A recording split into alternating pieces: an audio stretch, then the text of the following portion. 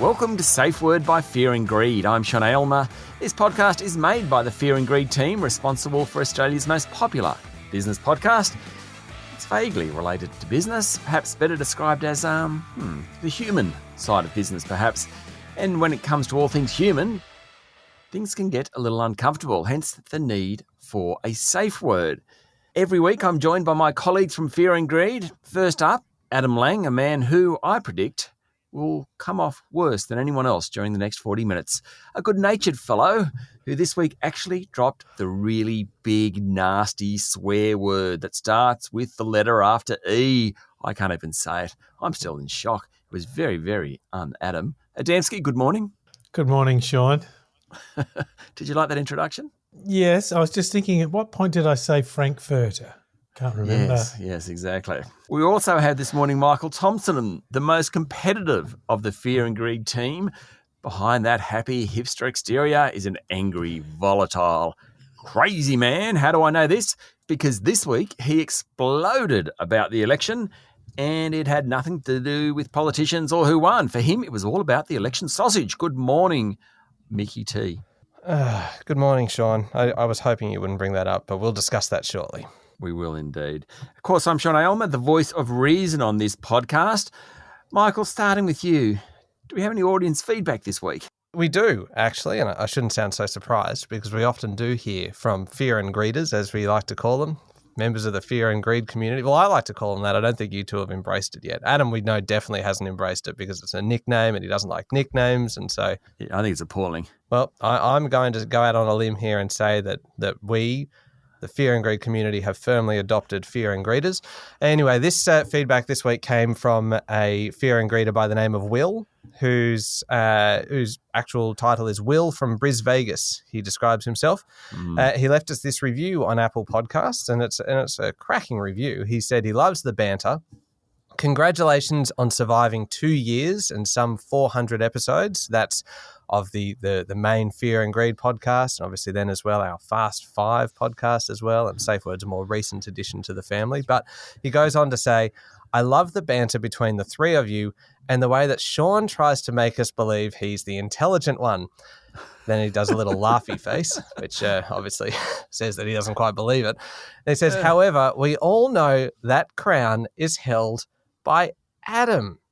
You gotta love a man who loves spreadsheets. So instantly, Will's got me offside, and he's clearly got you on side, Adam, just from the celebrations I can see. Clearly a man of character. Yes, well, he then goes on to say, your podcasts make finance enjoyable, and even my kids look forward to listening. That is an achievement in itself.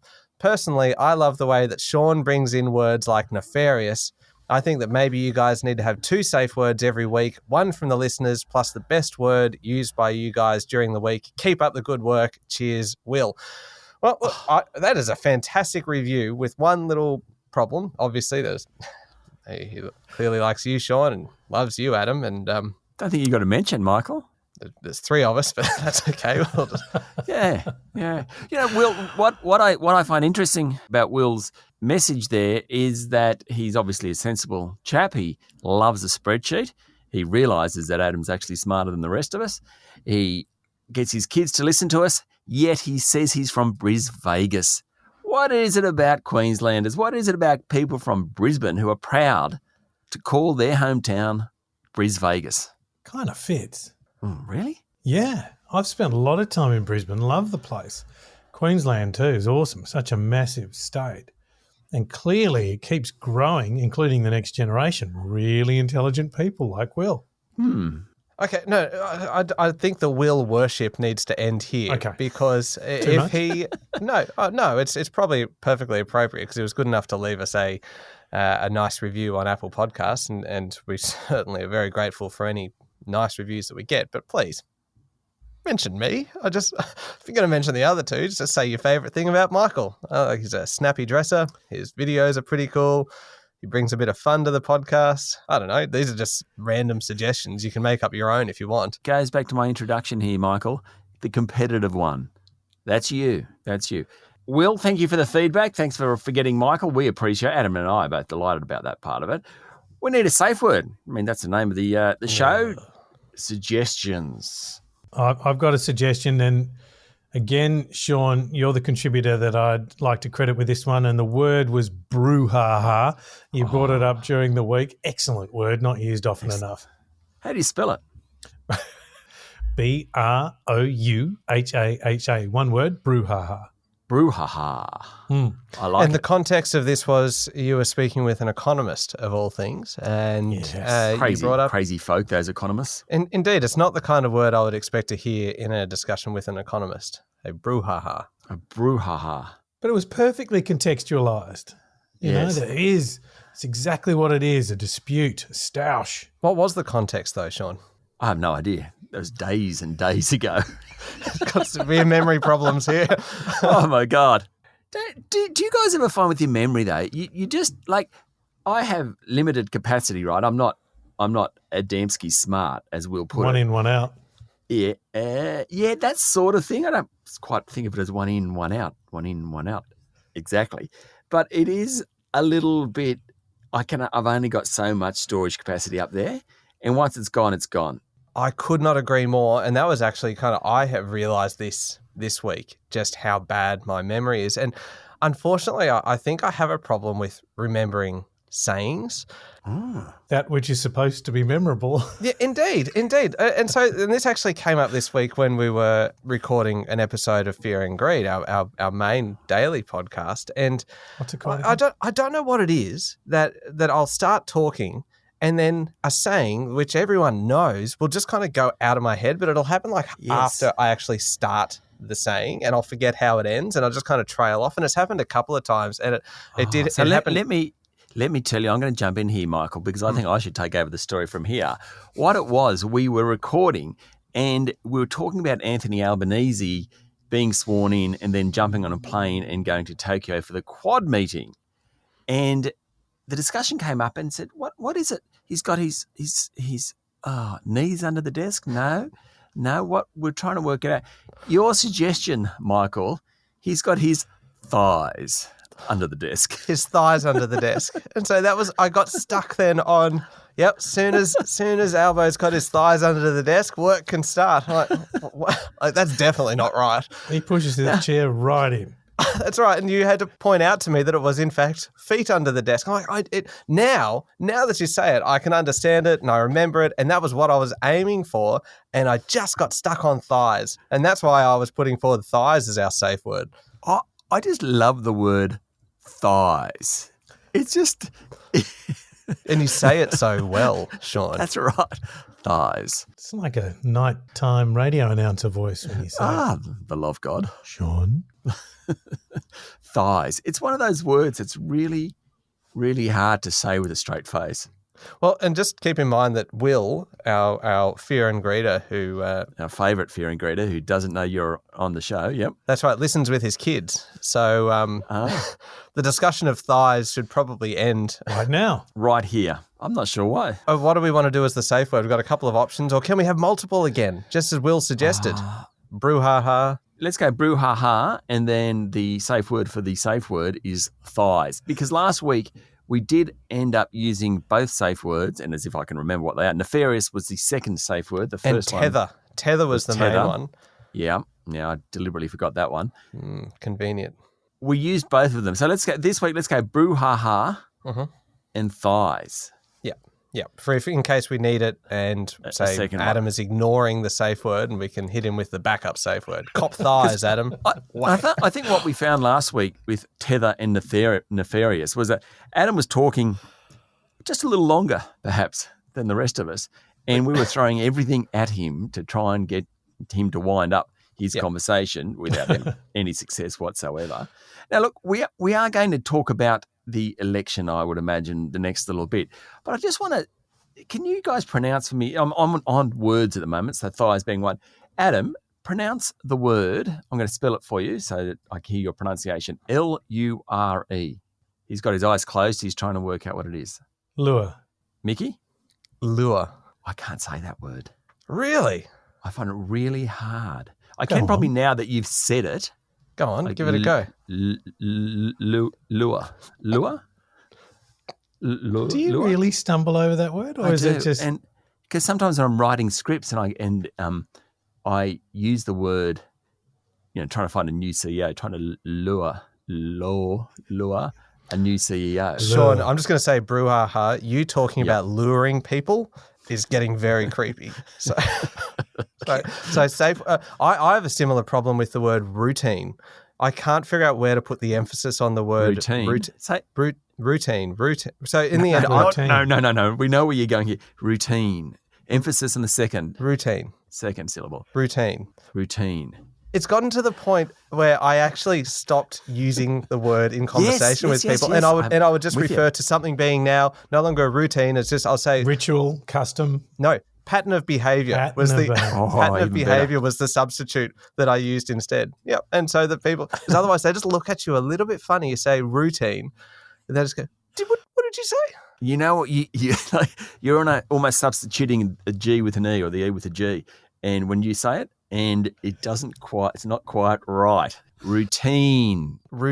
That's very close to a brouhaha already. Pronunciation, second syllable. Routine. Look, English is not an easy language, right? Unless you're brought up with it being your native tongue. Imagine trying to learn this thing from having been raised with another language. I think it's really tough.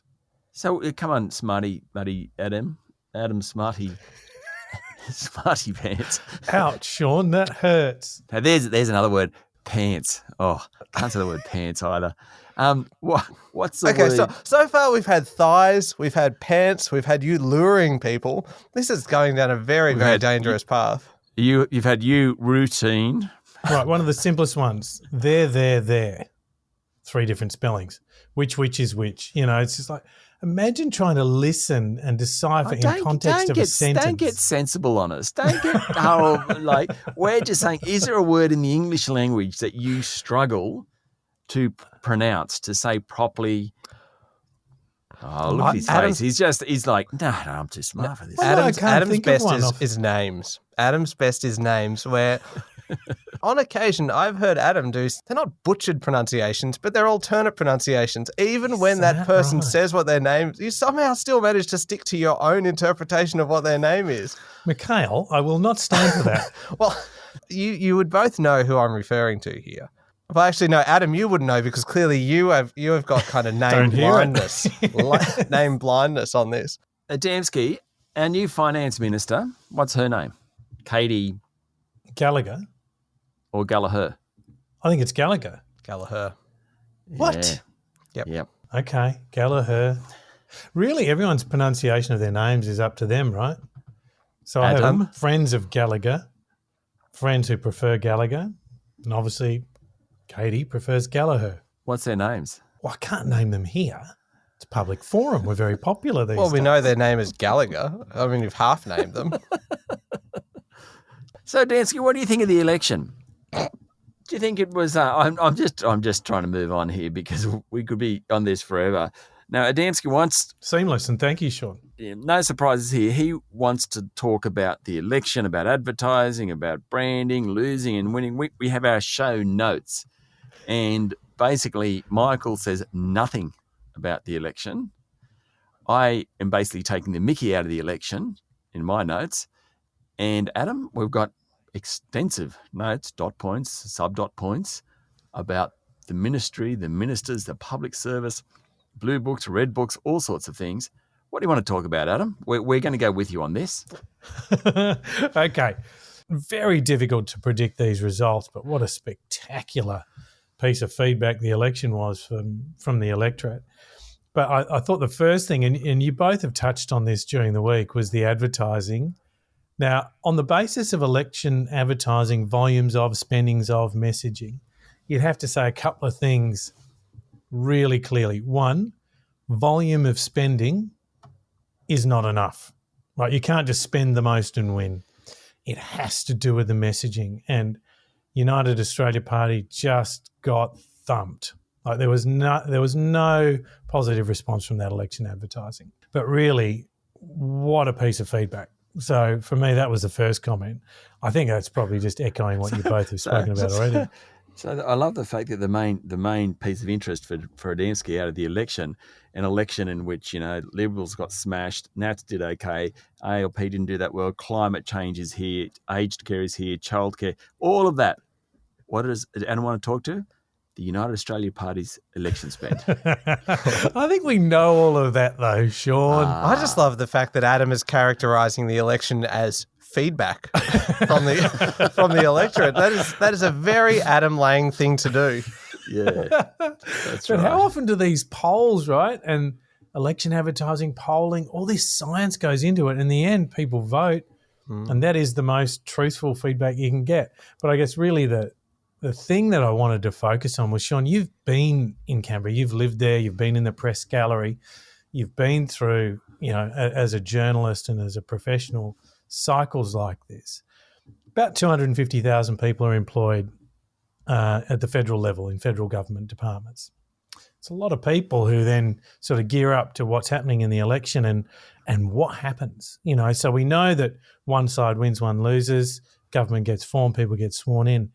But the things that I'm probably appreciating more in my mature years is what happens with those 250,000 people. You've lived through it. What's it like? Well, I think it's exciting for most of them because, maybe not if you're the head of Department of Prime Minister and Cabinet and you've just lost your job. That's probably not quite as exciting. But mostly you've got a whole new change coming through the place. So as a journalist, you had all these people who you were sort of friends with in opposition who don't want to talk to you anymore because suddenly they're powerful, but you want access to them. And so, the whole change in the press gallery is really, really significant. But also in the bureaucracy, a lot of people it won't make that much difference to. But at the top levels, absolutely. And it's kind of exciting that you whole got, when you got a new boss and you wonder what they're like. And, after about 3 months, you think, oh, bring back the old bloke. But it's just in the moment, I reckon it's really exciting. Sean, is it like the Big Brother house? Like you have to have your bags packed and ready to go? Well, surely for a lot of people there would be an expectation that they would be. Anyone who's in a political position, there'd be an expectation that there's a reasonable chance they'd be going. And even those in kind of some of the senior levels of departments where there is the chance that they will be changed out, even though those aren't necessarily political roles, that a new agenda, a new set of policies may require new people to come in. It would be like a CEO taking on a role knowing that they might only have a limited kind of time at the top of the company in which to do it. When did you decide to become serious on it, Mickey? Because I realised that no one else was capable of it. And I just thought it is time to step up. You're trying to get Will's tick of approval I by am showing desperate for Will's there's approval. more to you than smut. Michael, the difference Thompson comes back again. What do I have to do, Will, to make you love me? I've given you everything. I turn up every Keep week trying, Michael. and give it my all, and I get left out of the review. That's fine. So, Michael, on that, had you heard before this week of blue books and red books? I had, yes. I didn't really know that. I didn't know that departments prepared briefings, one for the potential of a Liberal government or coalition government coming in, one for the potential of a Labor government coming in. So there was a blue and the red book prepared. Obviously, it makes sense, though, because you look at all their policies, to the extent you can decipher them, and prepare briefings based on those documents. Sean, did you know about it? Yeah. But maybe they're not that different, I don't think. Right. Like this, the substantive part of a blue book and a red book The facts is the are the same facts, because right? they're apolitical, yeah. So, Michael, what about on climate change, for example, net zero by this year, unchanged? But if you're looking to amp it up, which you might expect with a Labor/Greens disposition, Net zero by this year, net zero by 2050. 2030, 2035, 2040, 2050. Aren't we going for net zero by 2050? There'd be very different policy settings based on by what time you've got to achieve that result. Sean, do you feel like we're in a job interview here? The way he kind of goes between the two of us asking questions, and I feel like I'm really actually quite nervous about what Adam's about to ask. What comes up next? Sometimes I feel with Adamski, we're in an alternate universe, you and I. Like there's this conversation going on and I mostly am following it. Yeah. But then you said net zero by this year, by 2030, 2035. I'm thinking, I have no idea what he's talking about at this point because I thought we were committed to net zero by 2050 under the coalition. We are, but it could come forward under a different government. Has Anthony Albanese told you that? No, just me reading the wind, so to speak. You don't you don't really read a wind just quietly. I can. Just to characterize that, Adam reading the wind was actually like he was reading Braille. He was holding his hands up. He had his hands up. Yeah, he's reading the Yes, wind. making a mockery of myself. Yeah. Getting in before you two. The highlight for me of Election Day, though, was at the and this is not the issue that you alluded to in the opener, Well, that's where we're going. but the other incident that took place at when I was voting at our local primary school was there was a sign up on the wall at the school, and as soon as I saw it, it made me think of Adam, because the sign actually said 4-to-1 praise to correct. And so, which is just, that is Adam's theory, the ratio of 4-to-1 praise to, and whereas you refer to it as constructive feedback, they refer to it as correct, as in correcting someone. Okay. 4-to-1 ratio of praise to correct. Good philosophy, though. But the interesting part for me was at the bottom of the sign, it added a new element, which was pre-correct. Yes. But then you presume someone's going to do wrong. Indeed. Yes. So it is essentially trying to kind of preempt somebody saying something or doing something that is kind of stupid. It's a little pessimistic, don't you think? Billy, before you talk, don't, because you're an idiot. I'm pre-correcting you, Billy. When you say Billy, Sean, do you mean me? Yeah, who are you looking at? It seems kind of high risk that you would be permanently running the risk of insulting someone, assuming too much about what somebody's going to say. But Adam, are you open to including pre-correcting into your 4-to-1 positive to the negative feedback? I don't Now, like- before you answer that, I'd like to correct you before you actually say anything. Yes. Before you say no, don't. That's right. No, I wouldn't. Presumes pessimism. I like that. Another thing that came up when you visited the polling booth today, don't shake your head at me. That is just dismissive. Oh, I know where this is going. And this is complete BS. You need to pre-correct yourself, Aylmer. Adamski, can you mute Michael, please? Basically, we got back. We're discussing voting on Sunday, the three of us, and saying, what fun it was. And Michael turns up angry. And I wasn't sure. Was it the rain? No. Was it the lineup at the polling booth? No. Did you not get the correct sheets that you pick up when you walk in from the different parties so you didn't know who to vote for? Was it about who won the election? No. None of that. It was all about the fact that when he went to get his election sausage, you couldn't pay by cash. You had to tap and go. No. Once you really should have pre-corrected yourself because you got it completely wrong. I was not angry about having to pay by card. I was amazed that you could pay for your sausage sizzle, your democracy sausage, your $4.50 by card. And I thought that was amazing. And you two just dismissed me. You shot me down so quickly. You said, that's been around for ages, We've got another Adam TikTok episode here, which was a reference to obviously Adam thinking that TikTok was a new invention last week when it's actually been around for some time. So, and you tried to then kind of put me in the same basket as Adam and TikTok and say that, no, people have been paying with card for sausage. You referred to a hockey kind of tournament that you went to where everyone was paying by card. And my point was just that I thought it was incredible that this is only something that happens every 3 years. 3 years ago, when I attended the same school and bought the same sausage, I did not have the option of paying by card. And I said, haven't times changed that here we are 3 years later for a once every 3 year event that I was able to pay by card, that they had the facilities there. This is incredible. And you said, no, it's not. It's old news. And that's why I was angry. And clearly I still am. I think you've just proven the point. Now, Sean, aren't you glad that you didn't pre-correct Michael? Oh, absolutely. We would have missed that entire missive. We would have missed that. He has just put himself in the middle of the shtick better than you or I could ever possibly have done. Oh, my rage. I am. I feel a little bit better now for having corrected the record. Yeah, no.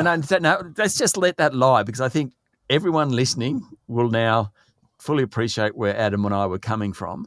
$4.50 for a sausage.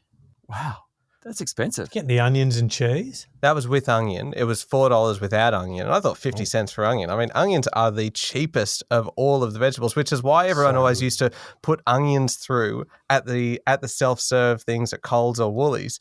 Even if they were doing avocados or apples or anything like this, everything would apparently used to all be scanned through as onions. And, really? And Woolies, right? Coles and Woolies kind of cottoned on quite early when all of a sudden there was just nonstop. Everyone appeared to be buying onions, yet the onion supplies never actually seemed to diminish. What a good question to ask a supermarket. What is it? What do you sell most, and what actually leaves the shelf most? Yeah, we know people are ripping you off. Just what are they substituting in? Yeah, just say, how are they doing it? Yeah, so I think that has changed now, and now that there's like cameras actually on the items that you are scanning through. I spend a lot of time clearly at the self-serve checkout. You used to be a retailer. Yeah, well, he wants to be a retailer. He wants to be a retailer, just not a video store. I was a checkout chap. I loved it. What I find amazing at Coles and Woolies now, and you've just explained why, if I put bananas on and you go fruit and veg, you click the fruit and veg button, it then mostly gives you the banana option. Mm-hmm. And same with oranges. And I thought, how the hell do they know that I'm putting bananas on? But you just told me the answer. They now actually have a video or something that can use AI to recognize bananas or oranges or whatever. Well, no, I think that's actually just a security function where they are kind of checking to make sure that what you're buying is likely to be what you are putting into the screen. The reason bananas are there is that bananas always were the most commonly purchased fruit and veg. So that when I was working at Bilo, for example, all the fruit and veg was assigned a PLU, a price lookup number, and you had to kind of put it in. You had to memorize all of the PLUs, and the PLU for bananas, because they were the most commonly purchased item, was 1. And so there you go. Okay, but have you noticed in now when you go, not just bananas, you put oranges on, and you press fruit and veg, and immediately, oranges come up and mandarins come up, and there's a bunch of orange fruit come up. Oh, no. Okay, this is interesting. Yeah, I'm going to go experiment today. You think it's learning? Yeah, that's right. Because normally you go fruit and veg, and then you're looking at the alphabet, and then you can't quite remember the name of that green fruit that you were asked to buy that you can't. Zucchinis. But now, basically it comes up with 4 or 5 options, of which the correct one is always there. Well, you know what it's also doing? It's dumbing down the education given to checkout staff these days. Back in the old days, when you had to know your PLU, yep, that's what really made a good checkout staff at Bilo. Well, it did. It meant that you could scan, and you could actually set records for scanning groceries quickly. And you had to know your rambutans from your Chinese star fruit, and you had to know them instantly.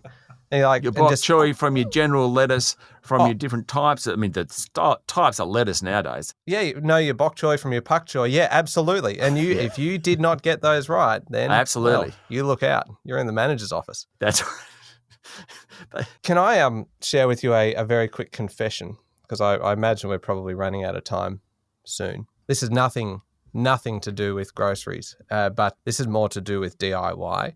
And it's essentially me kind of tendering my resignation as a DIYer forever, because it's no secret to any of us that I am rubbish at DIY projects. I started my home studio renovations in January, and I finished them last week because the acoustic padding kept falling off the roof and off the walls, and so I finally got that finished. This week, though, I hit my lowest ever point for DIY. That is low. You okay, Michael? In our house, we have doors. I know everyone has doors, but we also have them. Really? Hello. Very unusual. And on those doors, the door handles, I don't know how familiar you are with different door types handles of, on the doors as well. That's right. And so they're not the round kind of door knob. They're a door handle. Yeah. And you know how they have a little bar that kind of runs through from one side to the other, so that if you open one side, the other side opens at the same time. Anyway, there is one of the doors in our house, that rod kind of keeps slipping out of one side, essentially so that the door will then only open from one side. And if you're on the other side of that, you can't open the door. Long story short, somehow this week, I managed to lock not just me, but my entire family, including myself, into a bedroom. And because I fixed the door a couple of months ago, and somehow it has no longer fixed. And so we are in there and the door closes. Someone else closed the door. And I'm like, oh no, this isn't good. I know that that's the door that I haven't quite managed to repair yet. And all four of us were trapped in that room. So I went full MacGyver, right? I went through everything I could find in the cupboards, but unfortunately it was a kid's bedroom. So there was nothing kind of sharp enough to act as a screwdriver to take the screws off the door. Couldn't get the hinges off. Couldn't get the window open because the key to the window was in another room. Did you try the old credit card trick? There were no credit cards. There was nothing. We had to call somebody for help. Someone had to come to our house with a key. This is a friend who has a key to our house, let themselves in the front door, come through the house and unlock the bedroom door, which is just opening it from the outside and let us all out. So, and the worst part is it's actually happened before. I was in the process of fixing our bathroom door, and within 2 minutes of fixing it, I had to ring Sean to come and let me out of the bathroom because I trapped myself inside. I am never attempting a DIY project ever again, considering I trapped everyone. And I was just lucky we didn't have any interviews or anything kind of scheduled because we were in there for like a good hour. Really? Yeah. A friend we had to call a friend who had to drive to our house and come in and release us. And the whole time I'm like, no, we don't need anyone. I can get us out of here. And I thought, you know what, I can go up through the manhole that's in the ceiling. But if I do that, I'm trapped then because I can't get out of the ceiling. So I'll just end up going from one kind of space of confinement to another. What did you say when the person arrived and opened the door? Well, I couldn't make eye contact with them, for one thing. I actually asked her, I said, were they laughing? I said, please don't tell your husband this because I'm trying to earn their respect and I have a feeling that there is a chance I will lose it. And also because her husband is very, very handy and kind of works don't you hate those sort of guys? Oh, yeah. Oh, they can just do anything. They said, just put the door handle on, Michael, no problems. Oh, you'll be fine. Okay. So anyway, I have no credibility ever with any of these people. So I figure it's safest if I never attempt a DIY project again. I reckon Will would be really good at DIY. Will, look, you know what? Will can't leave a second review because once you've done it once, you can't do it again. Oh, we would love to hear from you, Will. Yeah, send us an email. If you search Will for Safeword by Fear and Greed on Apple Podcasts, because he left the review on the main Fear and Greed channel. If you search for Safeword by Fear and Greed on Apple Podcasts, you can leave another review there. And if you wanted to, you could lead with your favourite member of the team. Good old Michael. Not that he's competitive. I'm not competitive. I just don't like losing. Carry on. And there we are. I just want one more thing about the election before we end this extremely exciting podcast. How do you reckon Anthony Albanese will go compared to Scott Morrison meeting global leaders? So he met a few of them this week, and there's, it sounds like Joe Biden is sort of an Anthony Albanese sort of bloke. They're both from the left side of politics, or at least the centre-left side of politics. They're both actually union men. At the end of the day, they're both climate change warriors to some extent. I get that. What do you reckon? And then we had this week also China making soundings, at least, that they will talk to the senior leadership of the Australian government now that Anthony Albanese is running it. Obviously, Scott Morrison and the coalition burnt their bridges there. Joe Biden, what did he call Scott Morrison? Not my Aussie mate. The fella from down under. Yeah, how do you reckon Anthony Albanese, who is as far from Anthony Albanese as you could imagine on the world stage? I mean, I've got one in my mind. If you think about it. Xi Jinping's pretty close. Well, yes, but he's very culturally different, so it's hard. Vladimir Putin. Yeah, but it's kind of one of our friends. Well, it used to be a friend. Not Boris. Boris Johnson. Well, yeah, Albo and Boris. Can you imagine that? They're a long way apart. You're absolutely right. What would they talk about? Apparently they bonded, though. They had a 25-minute phone call while Albo was on the plane heading to Tokyo. They had a 25-minute conversation and they bonded over similar feelings about climate change. That is apparently what they bonded over. I would have thought they'd bond over I don't know, The Simpsons or something like that. And instead, no, football teams or something. Small talk when you're a politician is something very, very different, isn't it? It's all about kind of policy and big ideals and things like that. And no, I would just be talking about, hey, seen any good movies lately? No, I'd be a terrible politician. In a chat between Boris Johnson, Bojo and Albo, God, I hate saying that, Boris Johnson and Anthony Albanese. That was beautiful. So supremely uncomfortable. Who do you think did most of the talking? I reckon I've got a very firm favourite on Boris Johnson. Albo tried to get a few words in. Yeah.